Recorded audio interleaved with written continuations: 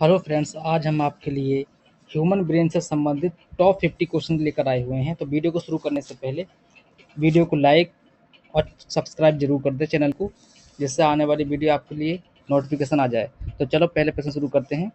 मानव मस्तिष्क का सबसे बड़ा भाग कौन सा है? तो इसका आंसर है cerebrum, option B.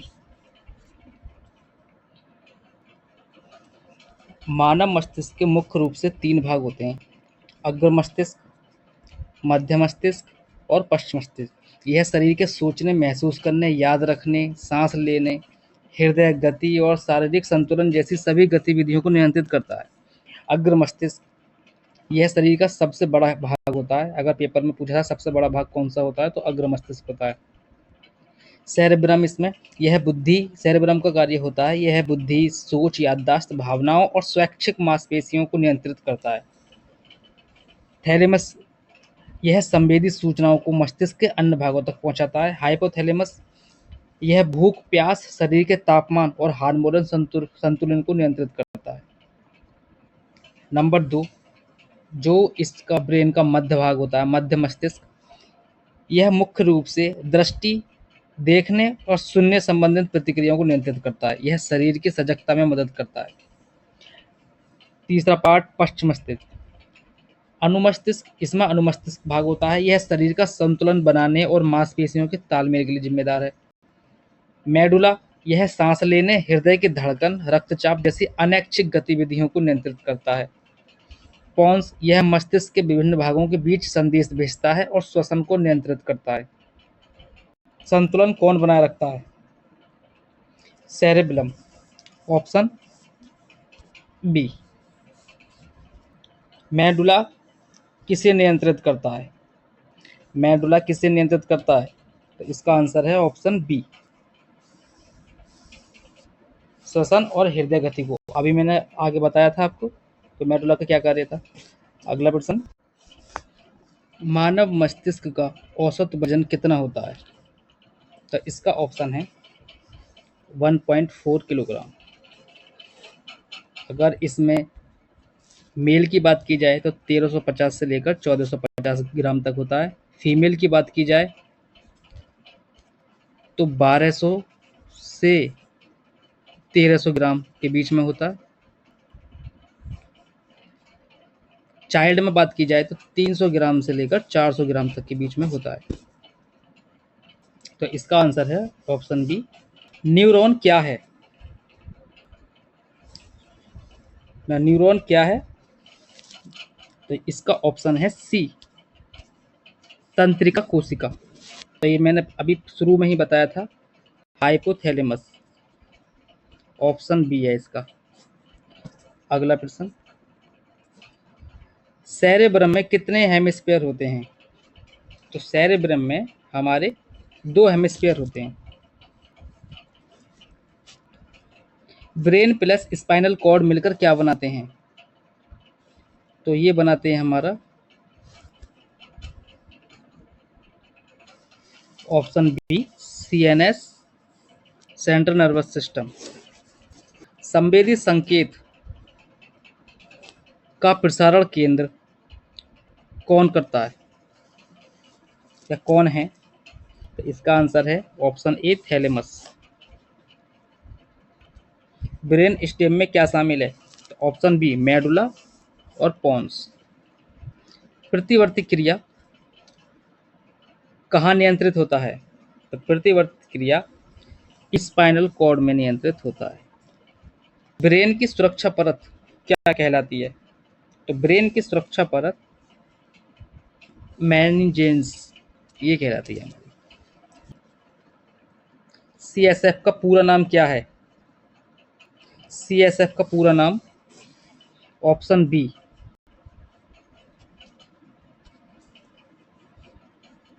Cerebrospinal fluid. अगला प्रश्न, यह मस्तिष्क और रीढ़ की हड्डी में पाए जाने वाला एक पारदर्शी रंगहीन पदार्थ है। मेमोरी किस भाग से जुड़ी होती है? तो मेमोरी हमारी ऑप्शन ए, सेरेब्रम से जुड़ी होती है। लेफ्ट लेफ्ट हेमिस्फीयर क्या नियंत्रित करता है? तो लेफ्ट हेमिस्फीयर हमारे दाएं शरीर को नियंत्रित करता है। ऑप्शन ए। इलेक्ट्रिकल सिग्नल क्या कहलाता है? तो इलेक्ट्रिकल सिग्नल इम्पल्स कहलाता है। Option B. इलेक्ट्रिकल सिग्नल मस्तिष्क तक सूचनाओं देने का, यह सूचना ग्रहण करने का काम करते हैं, जिन्हें इम्पल्स बोलते हैं। अगला प्रश्न, स्नैप्स क्या हैं? तो यह है ऑप्शन बी, न्यूरॉन के बीच का गैप। जो हमारे न्यूरॉन होते हैं उनके बीच के गैप को हम स्नैप्स बोलते हैं। जैसे इस तरीके से एक न्यूरॉन होता है हमारा, एक न्यूरॉन इस ये हो गया, तो यहाँ जो बीच का गैप है इसको हम बोलते हैं स्नैप्स। नेक्स्ट, हाइपोथैलेमस किससे जुड़ा होता है? तो ये हमारा ऑप्शन बी, एंडोक्राइन सिस्टम से जुड़ा होता है। एंडोक्राइन सिस्टम को हिंदी में अंतःस्रावी तंत्र या अंतःस्रावी प्रणाली कहा जाता है। शरीर में ग्रंथियों का एक समूह है जो सीधे रक्त प्रवाह में हार्मोन छोड़ता है। अगला प्रश्न देखते हैं, इमोशन सेंटर कौन सा है? तो इमोशन सेंटर जो है हमारा ऑप्शन ए है, लिम्बिक सिस्टम। अगला प्रश्न, ब्रेन में लिम्बिक सिस्टम भावनाओं और यादों, व्यवहार और प्रेरणा को नियंत्रित करने वाला मुख्य केंद्र है। यह जीवित रहने के लिए आवश्यक व्यवहारों जैसे भूख, प्यास, डर और प्रजनन को नियंत्रित करता है तथा भावनाओं की स्मृति को संग्रहित करने में महत्वपूर्ण भूमिका निभाता है। अगला प्रश्न, ग्रे मैटर में क्या होता है? ग्रे मैटर में हमारे सेल बॉडी होता है। Option B, cell body. अब ग्रे मैटर के बारे में आगे बताएं हम, तो ग्रे मैटर मस्तिष्क और रीढ़ की हड्डी का एक महत्वपूर्ण हिस्सा है जो मुख्य रूप से न्यूरॉन, डेंड्राइट्स और ग्लियल कोशिकाओं से बना होता है। यह सूचनाओं को संसाधित करने, भावनाओं को प्रबंधित करने, याददाश्त और स्वैच्छिक मांसपेशियों की गतिविधियों को नियंत्रित करने के लिए जिम्मेदार है। इसे अक्सर मस्तिष्क का सीपीयू कहा जाता है। व्हाइट मैटर में क्या होता है? तो व्हाइट मैटर में एक्सॉन होता है। Option B. व्हाइट मैटर के बारे में अगर हम बताएं,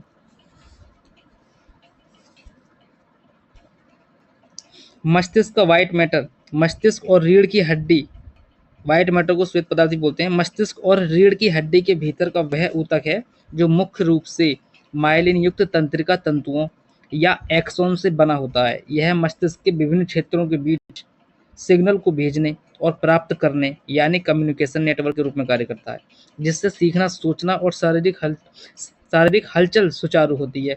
व्हाइट मैटर में क्या होता है? तो माइलिन युक्त एक्सोन, इसका ऑप्शन हमने ऊपर बता दिया। व्हाइट मैटर का अधिकांश हिस्सा तंत्रिका कोशिकाओं के लंबे पतले फाइबर से बना होता है, जिन्हें एक्सोन कहते हैं। जैसे ये हमारी तंत्रिका तंत्र है और ये जो लंबी सी होती है इसको बोलते हैं हम एक्सोन। अगला प्रश्न, मस्तिष्क का सबसे बड़ा लोब कौन सा है?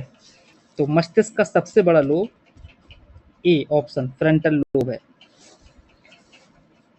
फ्रंटल लोब के बारे में आगे बताते हैं। मस्तिष्क में लोब प्रमस्तिष्क के प्रमुख कार्यात्मक क्षेत्र है जो मस्तिष्क के गोलार्धों में स्थित होते हैं। ये 4 मुख्य भागों में विभाजित होते हैं, जिनमें से प्रत्येक विशिष्ट संज्ञानात्मक, संवेदी और मोटर कार्यों को नियंत्रित करते हैं। इन लोब का कार्य व्यक्तित्व, सोच, स्मृति और दृष्टि को प्रबंधित करना है।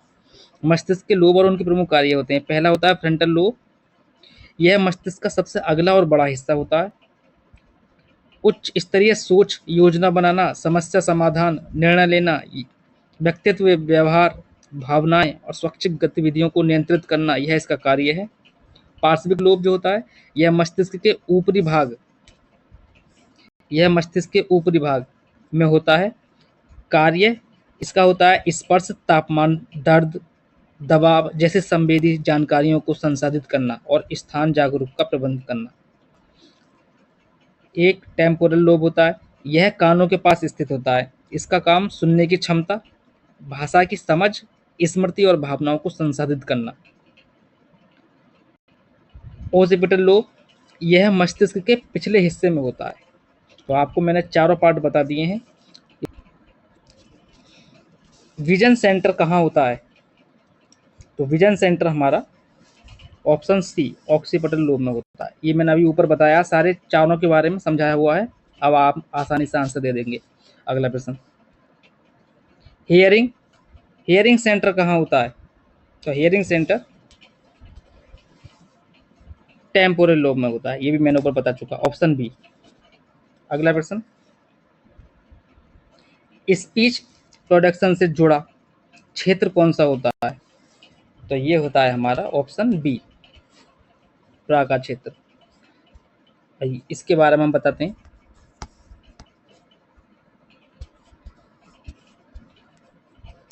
स्पीच प्रोडक्शन यानी भाषा बोलने और समझने में मस्तिष्क के दो मुख्य क्षेत्र, ब्रोका का क्षेत्र और वर्निके का क्षेत्र, बहुत महत्वपूर्ण भूमिका निभाते हैं। ये दोनों क्षेत्र आमतौर पर मस्तिष्क के बाएं गोलार्ध में स्थित होते हैं। यहाँ इनका मतलब और कार्य समझाया गया है, तो इसके बारे में बताते हैं आपको। तो ब्रोका का क्षेत्र, इसका मतलब बोलने की फैक्ट्री, मतलब और स्थान, यह मस्तिष्क के ललाट लोब में स्थित होता है, मतलब फ्रंटल लोब में स्थित होता है। इसे मोटर स्पीच एरिया भी कहते हैं। कार्य क्या होता है इसका? भाषा का उत्पादन करना। यह बोलने के लिए आवश्यक मांसपेशियों, जीभ, होठ, स्वर यंत्र जैसी गतिविधियों की योजना बनाता है और उन्हें नियंत्रित करता है। यह छोटे सुसंगत वाक्य बनाने और सही शब्दों को क्रम में रखने में मदद करता है। क्षति होने पर यदि इस क्षेत्र में यह क्षतिग्रस्त हो जाए तो व्यक्ति शब्द समझ तो सकता है लेकिन उन्हें बोल नहीं पाता या बोलने में बहुत संघर्ष करता है, धीमी और रुक रुक कर बोलता है। अगला प्रश्न देखते हैं। वर्निक का क्षेत्र, भाषा को समझने का केंद्र, मतलब और स्थान, यह मस्तिष्क के टेम्पोरल लोब में स्थित होता है जो स्वर्ण प्रांतस्था के करीब होता है। कार्य, भाषा का बोध, यह बोले गए और सुने गए शब्दों का अर्थ समझने के लिए जिम्मेदार है। शब्दों का चयन, जब हम बोलते हैं तो यह क्षेत्र सही शब्दों का चयन करता है ताकि वाक्य का अर्थपूर्ण हो। और क्षति होने पर यदि यह क्षतिग्रस्त हो जाए तो व्यक्ति धारा प्रवाह बोल तो सकता है लेकिन उसके शब्दों का कोई अर्थ नहीं होता, मतलब जल्दी से बोल तो सकता है लेकिन कोई अर्थ समझ में नहीं आता, शब्दों का मिश्रण हो जाता है, वह दूसरों की बात नहीं समझ पाता।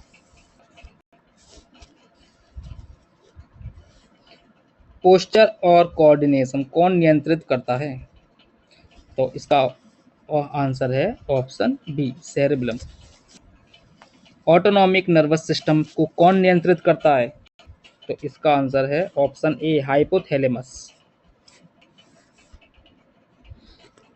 ऑटोनॉमिक नर्वस सिस्टम का हम तंत्रिका तंत्र, शरीर का वह हिस्सा है जो बिना सोचे समझे या स्वचालित रूप से इन्वॉलंटरी प्रतिक्रियाओं को, आंतरिक क्रियाओं को नियंत्रित करता है, जैसे हृदय गति, पाचन, सांस दर और ब्लड प्रेशर। इनवॉलंटरी क्रियाएं कौन सी होती हैं? जो हमारी अनैच्छिक क्रियाएं होती हैं, जो हमारी इच्छा से नहीं होती, जैसे छींक आना, सांस लेना, हृदय का धड़कना, ये सब, ब्लड प्रेशर, ये सारी जो क्रियाएं हैं ये हमारे इनवॉलंटरी क्रियाओं में आती हैं। यह पेरिफेरल नर्वस सिस्टम का एक महत्वपूर्ण भाग है जो शरीर का संतुलन बनाए रखता है। स्लीप रेगुलेशन कौन करता है? तो स्लीप रेगुलेशन हमारा ऑप्शन बी, हाइपोथैलेमस करता है। इसके बारे में भी आगे बताते हैं। स्लीप रेगुलेशन क्या है? तो मस्तिष्क में स्लीप रेगुलेशन, नींद का नियमन, मुख्य रूप से हाइपोथैलेमस और ब्रेन स्टेम द्वारा किया जाता है। यह जटिल प्रक्रिया है जो शरीर को जगाने सुलाने के बीच संतुलन बनाए रखती है। तो स्लीप रेगुलेशन क्या है? नींद का नियमन दो प्रमुख आंतरिक जैविक तंत्रों का संयोजन है जो यह तय करते हैं कि आपको कब जागना है, कब सोना है। सर्केडियन रिदम, यह शरीर की 24 घंटे की आंतरिक घड़ी है जो प्रकाश और अंधेरे के अनुसार चलती है। हेमियोस्टैटिक स्लीप ड्राइव, आप जितना अधिक समय तक जागते रहते हैं, यह दबाव उतना ही बढ़ता है और आपको सोने के लिए प्रेरित करता है। मस्तिष्क में नींद को नियंत्रित करने वाले प्रमुख हिस्से हाइपोथैलेमस, यह मस्तिष्क का छोटा सा हिस्सा है जो नींद और जागने के लिए स्विच की तरह काम करता है। इसमें सुप्राकियास्मैटिक न्यूक्लियस एससीएन होता है जो आंखों से प्रकाश के संकेत लेकर शरीर की जैविक घड़ी को नियंत्रित करता है। पीनियल ग्रंथि, अंधेरा होने पर यह ग्रंथि मेलाटोनिन हार्मोन का उत्पादन बढ़ाती है जो नींद लाने में मदद करता है। हम लोगों को जो नींद आती है वो इसी हार्मोन के कारण आती है। जब ये हार्मोन ज़्यादा बनने लगता है तब हमें नींद आने लगती है। ब्रेन स्टेम, यह मस्तिष्क के निचले हिस्से में होता है और जागने में सोने के बीच संक्रमण को नियंत्रित करता है। थैलेमस, यह इंद्रियों से आने वाली सूचनाओं को मस्तिष्क के अन्य हिस्सों तक पहुंचाता है और नींद के दौरान उन्हें अवरुद्ध करता है। ब्रेन फ्लूइड क्या कहलाता है? Brain fluid, option B CSF, cerebrospinal fluid. अब ये क्या होता है तो इसके बारे में बताते हैं। मस्तिष्क और रीढ़ की हड्डी के चारों ओर बहने वाले तरल पदार्थ को सेरेब्रोस्पाइनल फ्लूइड या हिंदी में मस्तिष्क मेरु द्रव कहा जाता है। यह एक साफ रंगहीन तरल पदार्थ है जो आपके केंद्रीय तंत्रिका तंत्र के लिए सुरक्षा कवच और पोषण प्रणाली के रूप में कार्य करता है। यह मस्तिष्क को सुरक्षा देता है। ब्रेन का सबसे छोटा भाग कौन सा होता है? तो ये मैंने शुरू में ही बता दिया था। तो ब्रेन का सबसे छोटा पार्ट जो होता है हमारा मेडुला होता है, ऑप्शन सी। इमोशनल ब्रेन किसे कहते हैं? इमोशनल ब्रेन जो कहते हैं, ऑप्शन ए लिम्बिक सिस्टम को कहते हैं। रिले स्टेशन ऑफ ब्रेन कौन है? तो ये है ऑप्शन ए थैलेमस। थैलेमस को मस्तिष्क का रेलवे स्टेशन या रिले स्टेशन कहा जाता है। सेंसरी सिग्नल यहीं से गुजरते हैं। मोटर कंट्रोल कहाँ होता है? तो मोटर कंट्रोल हमारा ऑप्शन ए फ्रंटल लोब में होता है। ब्रेन में मोटर कंट्रोल का मतलब है मस्तिष्क द्वारा शरीर की मांसपेशियों की गतिविधियों को नियंत्रित, कोऑर्डिनेट और योजनाबद्ध करना। यह वह प्रक्रिया है जिसके द्वारा हम स्वैच्छिक गतिविधियों, वॉलेंट्री मूवमेंट्स जैसे चलना, लिखना, वस्तुएं उठाना, ये हमारे हाथ में है, इसे हम स्वैच्छिक गतिविधि बोलते हैं। टच सीन कहाँ होता है? तो इसका आंसर है option A parietal lobe.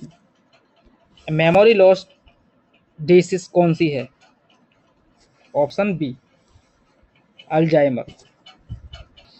Memory loss एक ऐसी स्थिति है जिसमें मस्तिष्क को नई यादें बनाने, पुरानी यादों को संग्रहित करने, इकट्ठा करने या उन्हें याद करने में गंभीर कठिनाई होती है। यह सामान्य भूलने की आदत से अलग है क्योंकि यह दैनिक जीवन के कामकाज को प्रभावित करती है। यह स्थिति डिमेंशिया या अल्जाइमर जैसे रोगों का संकेत हो सकती है जिसमें व्यक्ति पुरानी बातें, परिचित चेहरे या रोजमर्रा के कार्य भूलने लगता है। पार्किंसन डिजीज किसे प्रभावित करता है? तो ये करता है हमारे ऑप्शन बी मूवमेंट को। न्यूरॉन के भाग कौन से हैं? तो न्यूरॉन के जो हमारे भाग हैं वो ऑप्शन ए है एक्सॉन और डेंड्राइट। अब ये एक्सॉन क्या है? अभी बताया था, ये हमारी तंत्रिका तंत्र है, न्यूरॉन है। तो इसमें ये वाला जो हिस्सा है इसको तो हम बोलते हैं एक्सॉन, और जो इसमें ऐसे धागे सी संरचना जो होती है इसे बोलते हैं डेंड्राइट। अगला प्रश्न देखते हैं। नर्व इम्पल्स की स्पीड कितनी होती है? तो नर्व इम्पल्स की स्पीड जो होती है हमारी ऑप्शन सी 120 मीटर पर सेकेंड। ब्रेन कितनी ऑक्सीजन यूज करता है? ब्रेन कितनी ऑक्सीजन यूज करता है? तो इसका आंसर है हमारा ऑप्शन सी 20%। ब्रेन का मेन एनर्जी सोर्स क्या है? तो ब्रेन का मेन एनर्जी सोर्स हमारा ग्लूकोज है। मेलिन सीट का काम क्या है? तो मेलिन सीट का काम है हमारा सिग्नल को फास्ट करना, ऑप्शन बी।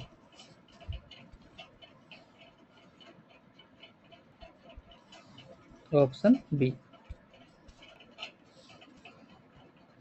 ब्रेन वेव्स किससे मेजर होती है? तो ये होती है हमारे ऑप्शन बी, ईईजी से। अगर आपसे पूछी जाए ईईजी की फुल फॉर्म क्या है, तो इसकी फुल फॉर्म है इलेक्ट्रॉन इफेलोग्राम। अगला प्रश्न देखते हैं।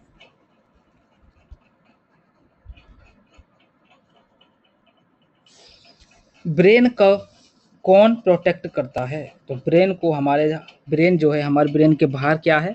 स्कुल, मतलब कपाल। तो ऑप्शन बी। लॉन्गेस्ट नर्व कौन सी होती है हमारी? सबसे लंबी नर्व जो होती है वो कौन सी होती है? तो कौन सी है इन चारों में से? Option B, sciatic nerve. मानव शरीर इसमें है। मानव शरीर की सबसे लंबी और सबसे बड़ी तंत्रिका साइटिक तंत्रिका है। यह पीठ के निचले हिस्से से शुरू होकर कूलों से गुजरती हुई दोनों पैरों के पीछे के हिस्से से नीचे की ओर जाती है। यह जांग, टांग और पैर की मांसपेशियों को नियंत्रित करती है। मेमोरी स्टोरेज कहाँ होती है? तो मेमोरी स्टोरेज सेरेब्रम में होती है, ऑप्शन ए। थिंकिंग एबिलिटी किससे जुड़ी है? तो थिंकिंग एबिलिटी हमारी सेरेब्रम से जुड़ी है, ऑप्शन ए, सोचने की। ये हमने शुरू में ही बता रखा है, आप सबको पता है। अगला प्रश्न, हार्मोन कंट्रोल कौन करता है? तो हार्मोन कंट्रोल हाइपोथैलेमस करता है, ऑप्शन ए। पिट्यूटरी ग्लैंड को कौन नियंत्रित करता है? Hypothalamus, option B. फाइट और फ्लाइट रेस्पॉन्स, लड़ो या भागो, कौन नियंत्रित करता है? Amygdala, option A. जब मस्तिष्क किसी खतरे का आभास करता है तो एमिग्डाला और हाइपोथैलेमस मिलकर फाइट और फ्लाइट प्रतिक्रिया को सक्रिय करते हैं, मतलब लड़ो या भागो। ब्रेन का अध्ययन क्या कहलाता है? अगर हम न्यूरोलॉजी कहलाता है, ऑप्शन बी।